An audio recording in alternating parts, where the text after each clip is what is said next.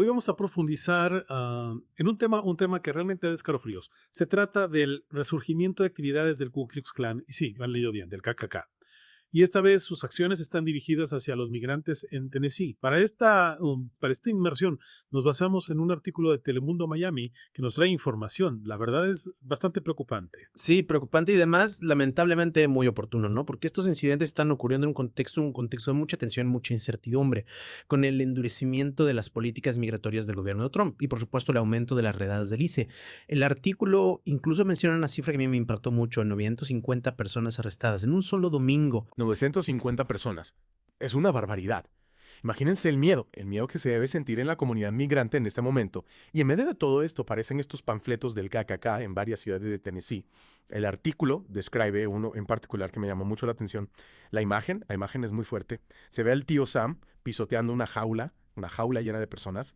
Y el mensaje llama a los migrantes a autodeportarse si no quieren ser capturados. Una imagen muy poderosa, ¿no? Muy aterradora, que nos recuerda, por supuesto, la larga historia de violencia y de racismo del KKK. Y no es un grupo cualquiera, ¿eh? No, los volantes están firmados por los Trinity White Knights, que es una facción del KKK conocida por su extremismo y por su brutalidad. Es como si quisieran aprovechar este clima de miedo para sembrar aún más terror.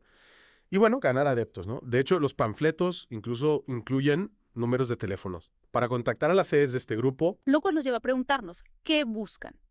¿Qué buscan lograr con estas acciones? ¿Es simplemente intimidación?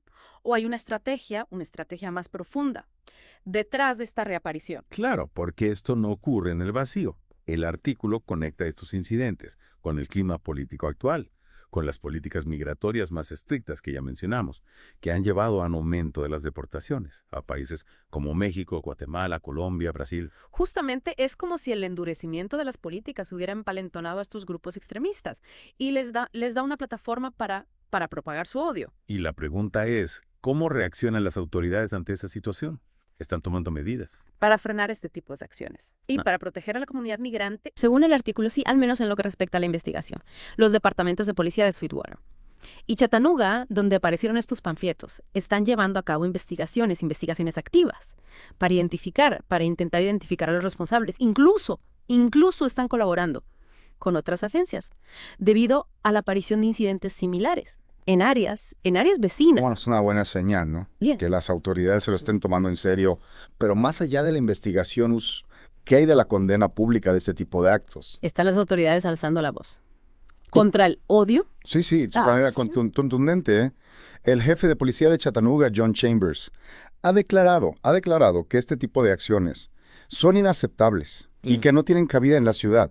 El alcalde, Tim Kelly, también se ha pronunciado, afirmando que, y cito textualmente, el odio no tiene lugar en Chattanooga. me alegra escuchar eso. Es importante, es muy importante que las autoridades se posicionen claramente en contra de este tipo de mensajes, especialmente en un momento en que el miedo y la incertidumbre están tan presentes en la comunidad migrante. Es fundamental esa condena pública, porque no solo se trata de perseguir a los responsables, sino de enviar un mensaje claro a la comunidad, que el odio no será tolerado, que la comunidad migrante no está sola. Totalmente, No. es como construir un dique de contención contra la ola de intolerancia.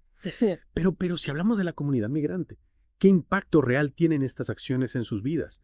Más allá del miedo, ¿cómo afecta su día a día? Imagínate vivir con la constante incertidumbre de que tu familia puede ser separada en cualquier momento, de que puedes ser detenido y deportado sin previo aviso.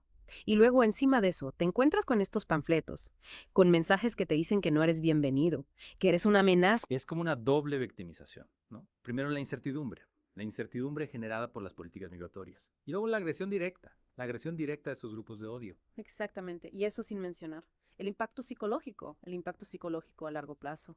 La ansiedad, el estrés postraumático, la depresión, son consecuencias muy reales que pueden afectar profundamente a las personas y a las familias. Es devastador y me pregunto, ¿cómo podemos como sociedad contrarrestar este tipo de odio?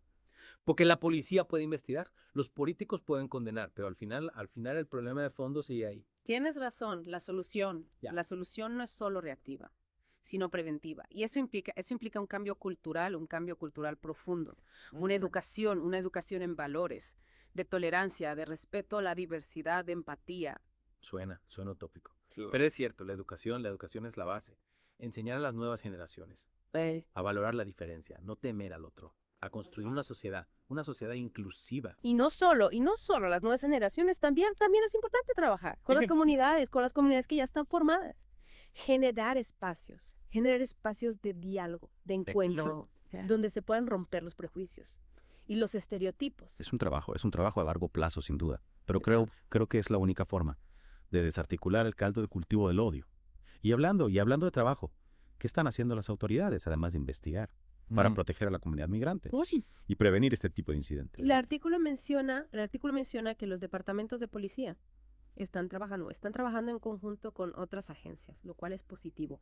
También se habla de la limpieza de los panfletos y de la importancia de la colaboración ciudadana para obtener información. La colaboración es clave, no solo entre agencias, sino también entre la comunidad y las autoridades.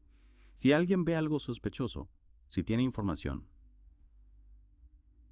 debe reportarlo. Exacto. Y también es importante que las autoridades brinden apoyo a las víctimas, que se sientan protegidas, que sepan que pueden acudir a la policía si sufren algún tipo de acoso o agresión.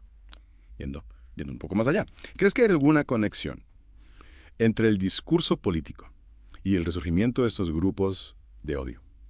Porque el artículo menciona que estos incidentes ocurren en un contexto de endurecimiento de las políticas migratorias. Es innegable que hay una relación.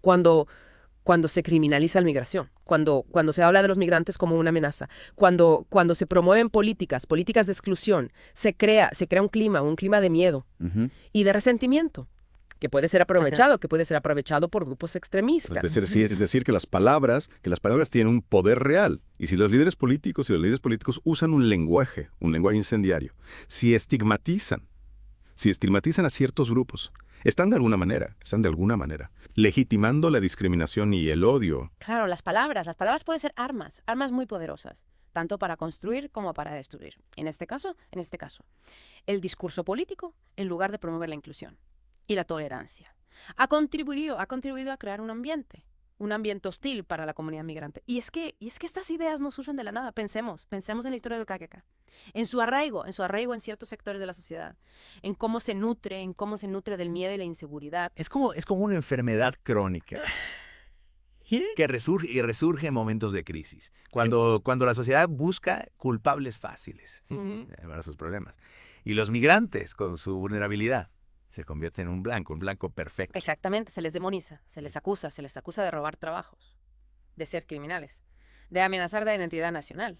Y así se justifica la discriminación, la violencia, la exclusión. Es un ciclo terrible, que parece repetirse a lo largo de la historia, pero no podemos resignarnos. ¿Qué podemos hacer? ¿Qué podemos hacer como individuos para romper este ciclo?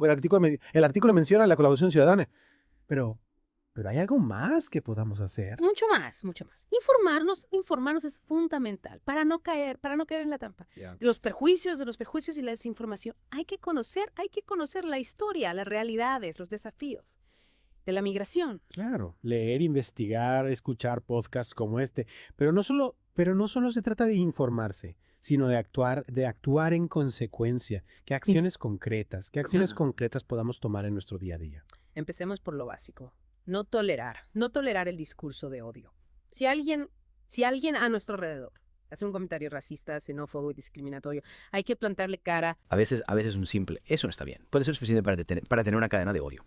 Y si vemos un acto de discriminación, denunciarlo, no mirar para otro lado. Exactamente, no subestimemos el poder de nuestras acciones. Y también podemos apoyar a las organizaciones que trabajan con la comunidad migrante, que brindan ayuda legal, apoyo social, acompañamiento. Donar nuestro tiempo, nuestro dinero, nuestra voz. Hacer visible la problemática. Hablar con nuestros amigos, con nuestros familiares. Crear conciencia. Y sobre todo recordar que detrás de las estadísticas, detrás de las noticias, hay personas reales, personas con sueños, con miedos, con familias, personas que merecen respeto y dignidad. Personas que enriquecen nuestra sociedad, con su cultura, con su trabajo, con su diversidad. Este caso de los panfletos del KKK en Tennessee es una llamada de atención, un recordatorio de que la lucha contra el odio y la discriminación es una tarea Es una tarea constante. Una tarea que nos compete a todos. Porque la indiferencia nos hace cómplices. Solo con un compromiso activo, con la participación de toda la sociedad, podemos construir un mundo más justo, más inclusivo, más humano. Un mundo donde todos, sin importar de dónde vengan, puedan vivir con seguridad y dignidad. Y a ustedes los invitamos a seguir informándose, a seguir reflexionando sobre estos temas tan importantes. No se olviden de suscribirse al podcast Noticiero en YouTube para más análisis en profundidad sobre temas de actualidad. Hasta la próxima. Totalmente, es como construir un dique de contención contra esa ola de intolerancia. Pero si hablamos de la comunidad migrante, ¿qué impacto real tienen estas acciones en sus vidas? Más allá del miedo, ¿cómo afecta su día a día? Imagínate vivir con esa incertidumbre constante de que tu familia puede ser separada en cualquier momento, de que puedes ser detenido o deportado sin previo aviso. Y encima de eso te encuentras con estos panfletos, con mensajes que te dicen que no eres bienvenido, que eres una amenaza. Es como una doble victimización, ¿no? Claro. Primero, la incertidumbre que generan las políticas migratorias y luego esta agresión directa de esos grupos de odio. Exactamente. Y eso sin mencionar el impacto psicológico a largo plazo, la ansiedad, el estrés postraumático, la depresión, son consecuencias muy reales que pueden afectar profundamente a las personas y a las familias. Es devastador, de verdad. Y me pregunto, ¿cómo podemos como sociedad contrarrestar este tipo de odio? Porque la policía puede investigar, los políticos pueden condenar, pero al final el problema de fondo sigue ahí. Sí, tienes razón. La solución no es solo reactiva, sino preventiva. Y eso implica un cambio cultural profundo, una educación en valores de tolerancia, respeto a la diversidad, empatía. Suena utópico. Pero es cierto, la educación es la base. Enseñar a las nuevas generaciones a valorar la diferencia, no temerle al otro, a construir una sociedad inclusiva. Y no solo a las nuevas generaciones, también es importante trabajar con las comunidades que ya están formadas, generar espacios de diálogo, de encuentro donde se puedan romper los prejuicios y los estereotipos. Es un trabajo a largo plazo, sin duda, pero creo que es la única forma de desarticular ese caldo de cultivo del odio. Hablando de trabajo, ¿qué están haciendo las autoridades además de investigar para proteger a la comunidad migrante y prevenir este tipo de incidentes? Bueno, el artículo menciona que los departamentos de policía están trabajando en conjunto con otras agencias, lo cual es positivo. También se habla de la limpieza de los panfletos y de la importancia de la colaboración ciudadana para obtener información. La colaboración es clave no solo entre agencias, sino también entre la comunidad y las autoridades. Si alguien ve algo sospechoso, si tiene información, debe reportarlo. Exacto, y también es importante que las autoridades brinden apoyo a las víctimas, que se sientan protegidas, que sepan que pueden acudir a la policía si sufren algún tipo de acoso o agresión. Yendo un poco más allá, ¿crees que hay alguna conexión entre el discurso político y el resurgimiento de estos grupos de odio? Porque el artículo menciona que estos incidentes ocurren en un contexto de endurecimiento de las políticas migratorias. Es innegable que hay una relación cuando se criminaliza la migración, cuando se habla de los migrantes como una amenaza, cuando se promueven políticas de exclusión, se crea un clima de miedo y resentimiento que puede ser aprovechado por grupos extremistas. Es decir, que las palabras tienen un poder real. Y si los líderes políticos usan un lenguaje incendiario, si estigmatizan a ciertos grupos, están de alguna manera legitimando la discriminación y el odio. Claro, las palabras pueden ser armas muy poderosas tanto para construir como para destruir, y en este caso el discurso político, en lugar de promover la inclusión y la tolerancia, ha contribuido a crear un ambiente hostil para la comunidad migrante. Un ambiente hostil, y es que estas ideas no surgen de la nada. Pensemos en la historia del KKK, en su arraigo, en ciertos sectores de la sociedad, en cómo se nutre del miedo y la inseguridad. Es como una enfermedad crónica que resurge en momentos de crisis, cuando la sociedad busca culpables fáciles para sus problemas y los migrantes con su vulnerabilidad se convierten en un blanco perfecto. Exactamente, se les demoniza, se les acusa de robar trabajos, de ser criminales, de amenazar la identidad nacional y así se justifica la discriminación, la violencia, la exclusión. Es un ciclo terrible que parece repetirse a lo largo de la historia, pero no podemos resignarnos. ¿Qué podemos hacer como individuos para romper este ciclo?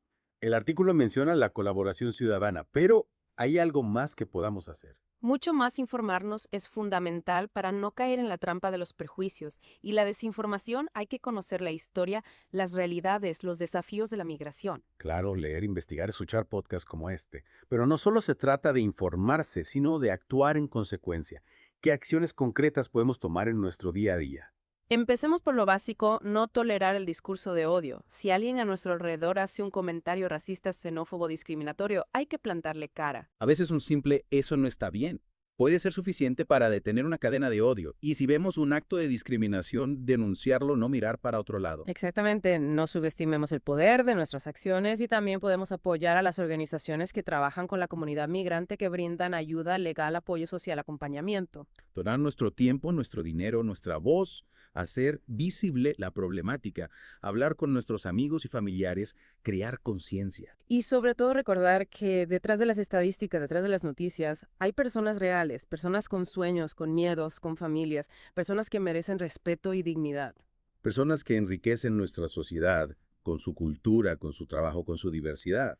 Este caso de los panfletos del KKK en Tennessee es una llamada de atención, un recordatorio de que la lucha contra el odio y la discriminación es una tarea constante. Una tarea que nos compete a todos porque la indiferencia nos hace cómplices. Solo con un compromiso activo con la participación de toda la sociedad podremos construir un mundo más justo, más inclusivo, más humano. Un mundo donde todos, sin importar de dónde vengan, puedan vivir con seguridad y dignidad. Y a ustedes los invitamos a seguir informándose, a seguir reflexionando sobre estos temas tan importantes. No se olviden de suscribirse al podcast Noticiero en YouTube para más análisis en profundidad sobre temas de actualidad. ¡Hasta la próxima!